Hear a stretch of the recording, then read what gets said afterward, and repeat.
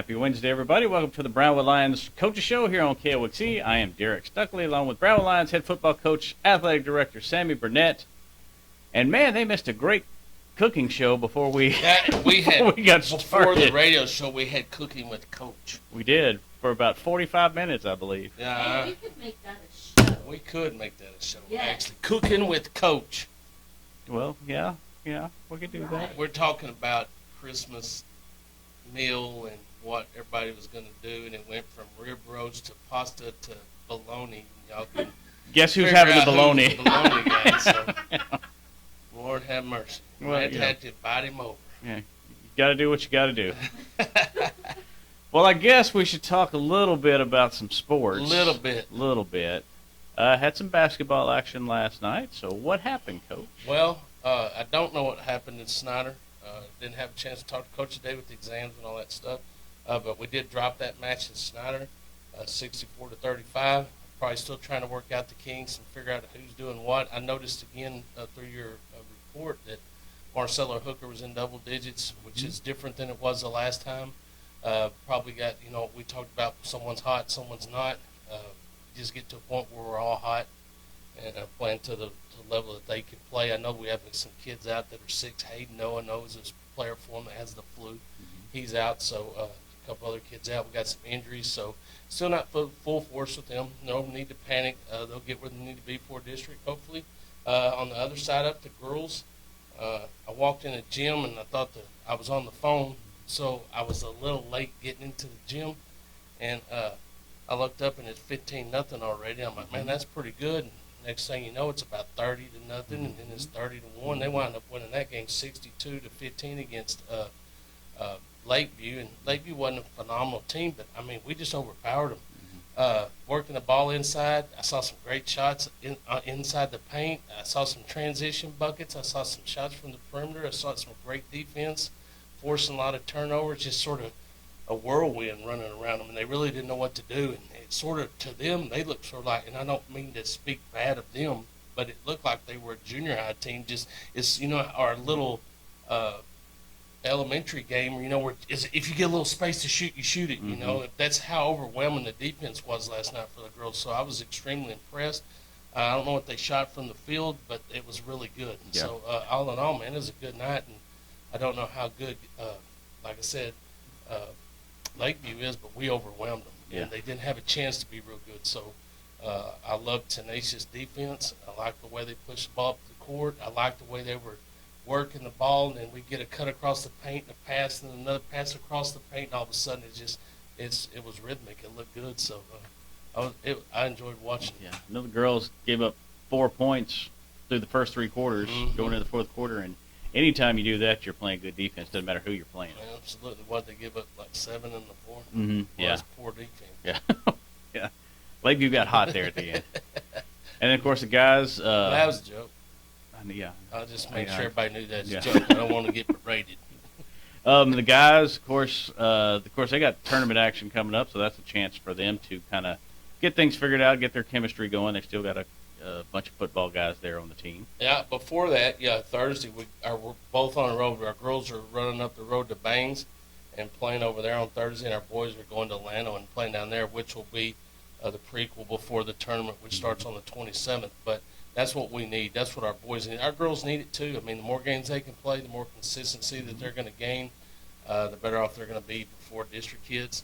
On the boys' side, we need as many games as possible. They're still probably trying to figure out what 5 they're going to put on the court, what position those 5 are going to be, who's going to come off the bench, and who's going to be 1 off the bench, 2 off the bench, and that kind of stuff. So maybe if they can transition 2 groups, what are those 2 groups looking like? So it's going to take some time. I expect some really good things from them.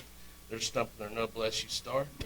They're stumping their toe right now, but we got athletes in there, and they're going to do fine. So no panic there, but it's really going to be fun to see them progress through the holiday classic. Okay. Of course, Christmas time is here. We're 5 minutes in. Not a whole lot going on. There's not a whole lot going on. Yeah. We're not afraid to let you know. We're struggling to find things to talk about that is going to keep your interest, but because we have such little going on. But right now, soccer's practicing, but that's all they got. I can give you some bond information. I thought it was neat. We had a meeting last week, Dr. Young, Mr. Moore, Miss Gray, myself, with a couple of gentlemen that are doing sidewalks and designing parking lot and that kind of stuff for baseball and softball. Was really neat. It's fun to get together with some smart people, not including myself, but with those other people that are smart and get to bash ideas around. And when you do that, and someone has an idea and you talk about it. Someone has another idea, you talk about it. Next thing you know, you put together a pretty good plan to utilize the facilities that we have and the funds that we have to put the best product that we have out there. And through that course of conversation, we've come up with some pretty neat ideas to take some of that dirt around the baseball and softball field and build some mounds. Berms is what they call them. Some berms that maybe people can put a lawn chair on and watch from that angle, which is really cool. I don't know if you've been to Glen Rose, but if you're between the baseball and softball field, I'm almost 100% sure that's what they did, because they have a big old berm between there, and it's probably one of my favorite places to sit to watch the baseball and softball game. Just sit there and watch both games. But had some neat plans doing that and finding some entrances. It's good. It's we're blessed to have some land. With the district has some land that we can use, and it's going to be pretty neat. And I'm just excited to. I'm really excited about the facilities and everything that we're going to be able to upgrade and develop. Working on, got to visit with coaches this week about their ideas on expanding the locker rooms and what they want. It's a team effort. We're trying to get everybody's input on what they want. And I tell them, we're going to try to get you everything that you want and need if we can. If not, we're going to take the things that we absolutely have to have and cut it down in a way that it's conducive for everybody and useful for everybody. So that's fun. But seeing some of their ideas is pretty neat. They come with some elaborate plans, and I listen to them and watch them and know that there's some things that we'll modify. But, man, you got to shoot for the stars, and we'll get up there and figure out how many of those stars we can pull down and put into a facility. But, man, it's fun to know and be on the inside of what's going on and some decision-making things that are happening. Every decision that we make is better than what we thought we were going to be able to make for the community and the school district.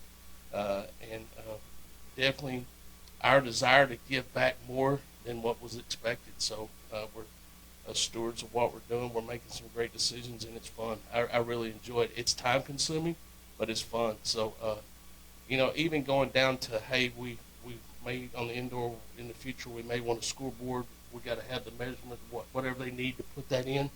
So we're trying to find all that information, and I'm trying to dig and find information for just little things like that you don't think of, the sound systems and just the little things that are really neat that you're not used to, and that you go to other places and you see that they have, and now our kids are going to have that. So an opportunity to have top-notch facilities that everybody is going to be envious of and, want to be a part of. It's a district choice, and we don't have egos, and we're not trying to rub things in people's face, but this is what our community decided to give our kids, and it's going to be better than anything in the state of Texas. So I'm really excited about that. Plenty of things to keep you busy. Yes, sir. No, we've talked a little bit about, of course, the tennis courts are the furthest along. They're looking really good, and they should be ready, about a month or so? Yeah, somewhere in January. By the time we get back, they may be close to finished, but, man, they're working really hard. Sammy Pruitt's doing that, and, man, it's going to be phenomenal. I really like the way it looks. Just the extras where we went in for coverage for the kids and for the spectators and a place to sit and see instead of a little bleachers is neat. The way that they're going to stage their matches and what Coach Blasek, it's pretty much her design. We threw some design together. She got to pick which one she preferred. We all liked them both, man. I thought they were both beautiful. Which one did she prefer? So she got to do that. So there's going to be, some new places for her for concession and scoreboard and that kind of stuff that we just hadn't had. And then just a view. We had a couple little benches that most of the time were taken up by kids or players that were waiting to play their next match. And now we're going to have bleachers on both the east and the west side. So people can sit and watch. Of course, if you're in the middle courts, you don't get to sit in the middle to watch those. We looked at ways to try to make that happen, but that wasn't feasible. But we've also gone from the windscreen look to where those windscreens get wore out, the wind tears them up. You may have brand new windscreens and get a big windstorm and it tears them up. So those have to be replaced. They get dingy, they get ugly. over the course of a couple of years. So you constantly want to replace those, and that's needed for them because they don't need wind out on that court. So we went to a slat design in the chain link, and I like it a whole lot. It looks very clean. It looks professional. You can still see through it if you want to, about as good as you could see through that mesh. But I mean, it's a top-notch, going to be a top-notch facility. I'm excited for Coach Blasey, Coach Hutchins, and our tennis program, and they'll get to be on it this spring. So that's a big deal. Good deal. Good deal. Well, this will be the last show before Christmas. We're not going to be here Monday. Monday's Christmas. So, any big Christmas plans for you, Coach? Ooh. Other than a lot of cooking. No, I'm going to watch some bowl games, I guess. I'm going to sit around and Christian's coming in. My stepson's coming in, and I haven't seen him in a long time. He's been in the military, just got out. He's transitioned his move to Fort Worth. He's going to go to TCU and join Tatum there, and he's doing things well. But he's going to come back, and he really likes food, and he likes my cooking. So hopefully I'll get to sit down, and I told him I'd teach him some things, so maybe me and him can have some time just to sit around and cook and show him how to do it. So when he goes up there and does it with his friends, he'll have a good idea. So I was sort of looking forward to that. Just spending time with family, that's important, and understanding why we're celebrating. That's the most important. And Jesus Christ was born and died on the cross to forgive us our sins. We forget that sometimes, and all we look at what's given us instead of us serving others. So it's going to be fun. So I'm excited to just spend time with family and do a little preaching too. Good deal. One thing that's just popped in my head as we're sitting here, it's National Signing Day for the big Division I schools. Any lines down the line got a chance to? Yeah, we have a lot. I've had a lot of people come through looking at our kids. I call Marcelo Hooker, Sam Common, Junior Martinez, Cole Miller, Quentin McCarty. We have a lot of kids being looked at, and we'll have more. Once those guys go through and decide where they're going to go and what they're wanting to do. Then we'll look at some other levels and some other kids that want to play and get them out there. But a testament to their hard work and effort. It's going to be rewarded. Several of them are going to get opportunities to play at the next level, and it's going to be fun to see. So, yeah, we have a handful of kids that are really getting heavily looked at. Good. Yeah, I think they have the early signing period now, and most of those kids go and they enroll in January, and then February is a traditional signing day where a lot of kids sign. So we'll know. And we'll have we had 2 signing days in the past. We had one just recently, and then we'll have another one, and we'll try to do it with all of our kids, boys and girls, so that we can recognize them all at one time instead of doing them individually like we've done in the past. We tried it last year, and I thought it worked out really well. I liked it a whole lot. We had a lot more people there to be a part and to congratulate those kids that are going on to the next level. All right, sounds good. Anything else we need to mention today? We better thank those sponsors, of course. Autoglass Magic, Bruner Auto Group, Syntex Body and Paint, Syntex Equipment Sales, Citizens National Bank, Dan Hill Containers, Dr. Bon Young, Dr. Prepper Bottling Company, Edward Jones Investments, Hendrick Medical, Howie Enterprises, Hunt for Pete's, Heartland Funeral Home, Landmark Admin, MC Bank, Henry & Johnson Associates, Smith & Sharp Agency, Sonic Drive-In, Stanley Chrysler, Texas Bank, Weldon Wilson Electric, Western Bank, and Lucas Tickets. All right, again, no show Monday. Want to wish everybody a Merry Christmas. We will be back here Wednesday on the Brownwood Lions Coaches Show on KOXE, KOXE.com, and the KOXE app. Merry Christmas, Brownwood.